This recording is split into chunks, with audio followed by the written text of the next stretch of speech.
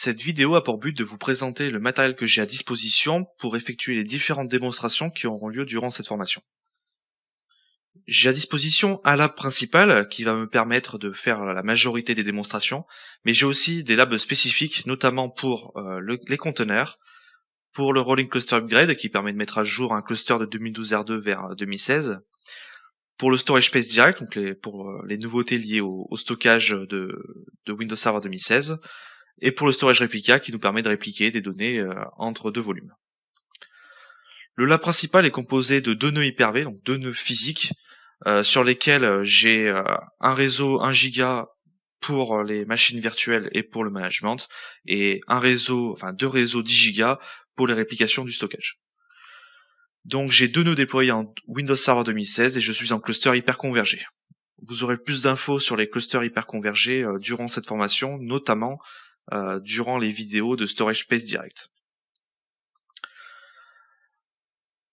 Pour les labs virtualisés, donc notamment pour lorsque j'ai besoin d'Hyper-V virtualisé, je vais m'appuyer sur des nouvelles fonctionnalités de Windows Server 2016 qui me permettent de déployer des Hyper-V dans des Hyper-V. Et donc l'ensemble des labs seront déployés dans des machines virtuelles.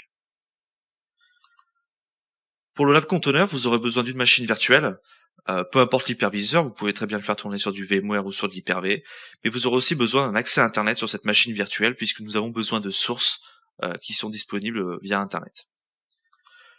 Pour le lab de Rolling Cluster Upgrade, il faut deux machines virtuelles au minimum, installées en Windows Server 2012 R2, avec le Roll Cluster déployé et configuré.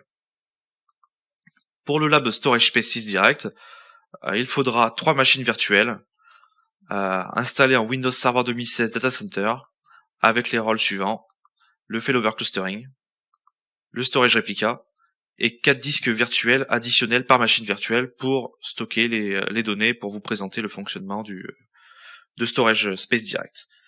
Il n'est pas nécessaire pour ce lab de préparer les machines virtuelles, c'est-à-dire de configurer le failover. Pour le Storage Replica, nous aurons besoin d'un autre cluster de 3 nœuds, toujours installé en Windows Server 2016, avec le Failover Clustering, le Storage Replica, et toujours 4 disques virtuels additionnels par machine virtuelle. Durant la prochaine vidéo, nous allons pouvoir commencer à regarder les nouveautés de Windows Server 2016 et nous allons voir durant cette prochaine vidéo le nouveau modèle de licence proposé par Windows Server 2016. Merci et à plus tard.